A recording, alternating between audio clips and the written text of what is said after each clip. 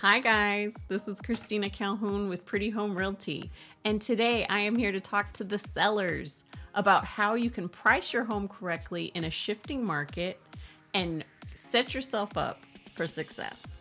Pricing your home correctly is one of the hardest things to do when it comes to selling your home, especially if it's a changing market. But it's also one of the most important things. Pricing it right can make or break a home sale. That's why I'm here today in order to give some advice on how to price it correctly and some common mistakes to avoid. One thing to keep in mind is that it's really important not to get caught up too much in sentimental value. Just because you made great memories there and those are valuable to you is totally understandable. But now it's time to let another family to make memories in the same home. And so you need to price it in a way so that they can afford to do that. Also, not all of your repairs or improvements have a dollar for dollar return on your investment. If you spent $5,000 to get new flooring put in, that doesn't necessarily mean that you're going to get a full $5,000 back when you go to sell. So that's something to keep in mind. As prices fluctuate, it's important to stay flexible. Something that we see all the time is that sellers often overprice their home because they think that's going to leave some room for buyers to negotiate the price down. But this is a dangerous method.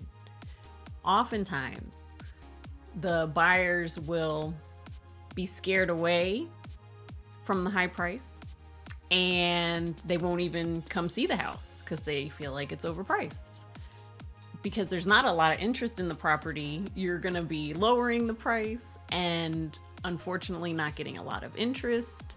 Because now buyers think, oh, that's been on the market for a couple months. There must be something wrong with it.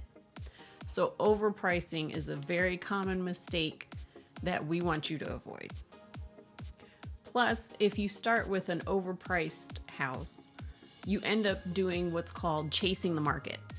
And what this means is if you wanted to sell your house at $300,000, even though the other home sold for around $270,000, 3 months ago.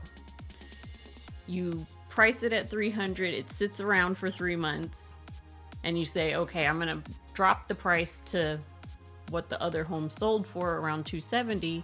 Well, now it's been a couple of months and the prices have gone down a little bit more, and now you're just chasing the market and you have used a lot of your own time and not procured a buyer, which is the whole goal, right? Don't live in the past. Just because your neighbor's house sold for $40,000 higher 6 months ago, that was 6 months ago. It might have been a different season of the year. It may have been a stronger seller's market 6 months ago. Or it could be that interest rates were lower and there was a lot more competition in the market with the buyers trying to snatch up homes. We can't live in the past. And we also can't price your house based off the past either.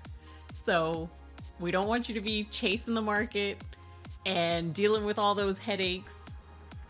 We gotta look at what's current and move forward from there. Now that we've gone over some of the things to avoid, what should you do? Well, here at Pretty Home Realty, we can help you do what's called a comparable search. What we do is we look for homes that are very similar to yours that have sold recently, and then we base your sale price around that. So if you're interested in selling your home, if you're interested in finding what your home is worth, please give us a call or an email. You can see it below, 248-905-1402. And we can help you to avoid making any kind of costly pricing mistakes, as well as set you up for success.